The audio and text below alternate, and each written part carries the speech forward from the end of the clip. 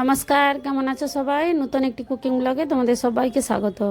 আজ থেকে আমার ছেলের স্কুল চালু হয়েছে। সকালে 6টার সময় বানিয়েছিলাম, দেখো ওর জন্যে সুজির উত্তপম বানিয়েছিলাম। তো ভিডিওটা ভালো লাগলে প্রথম থেকে লাস্ট অবধি দেখার অনুরোধ করছি। দেখো আমি 1 বাটি সুজি নিয়েছি, তার সঙ্গে হাফ বাটি টক দই অ্যাড করেছি, দিয়ে এটাকে 10 মিনিট হালকা একটু জল দিয়ে ভালো করে মেখে ঢেকে দেবো, যাতে সুজিটা একটু ফুলে যায়। খুব সুন্দর লাগে খেতে, তোমরা একবার ট্রাই করতে পারো। ঠান্ডা হয়ে গেলেও ভালো লাগে। দেখো ঢাকা খুলে দেখছি 10 মিনিট পরে এরকম ধরনের একটু টাইট হয়ে গেছে। এর সাথে আবার একটু কিছু জল অ্যাড করব। স্বাদ অনুসার নুন দিচ্ছি, নুন দিয়ে এবারে জল দিচ্ছি।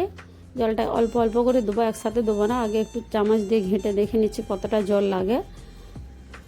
আর একটু আমার লেগেছিলো জল দিয়ে এটাকে ভালো করে ব্যাটারটাকে আমি রেডি করে নেবো। একটু হুইস্কার দিয়ে ঘুরিয়ে নিচ্ছি।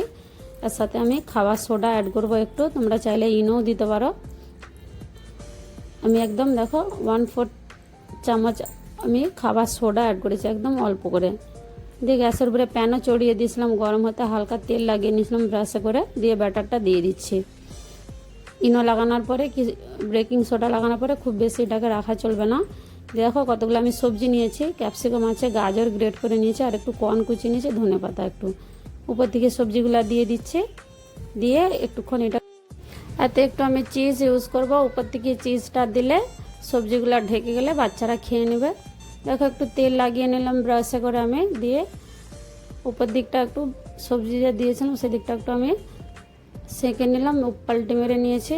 এরকম ধরনের হয়ে যেতে দেখো চিজটা দিয়ে আরেকবার ঢেকে দেবো, যাতে চিজটা মেল্ট হয়ে যায়। খুব সুন্দর লাগে, বাচ্চারা খেয়ে নেয়, খুব টেস্টি হয়। তোমরা একবার ট্রাই করে দেখতে পারো। দেখো চিজটা মেল্ট হয়ে গেছে। এগুলোকে আমি যেমন পিৎজা কাটে সেরকম করে 4টা পিস বানিয়ে নেবো। বাস আমার হয়ে গেছে। ও ডাব্বাতেও প্যাক করে নিয়েছি। আজকের এই সিম্পল রেসিপি কেমন লাগলো অবশ্যই বলবে। ভিডিওটা পুরো দেখার জন্য অসংখ্য ধন্যবাদ। সবাই ভালো থাকবে, সুস্থ থাকবে। আবার মিলবো নেক্সট ব্লগে।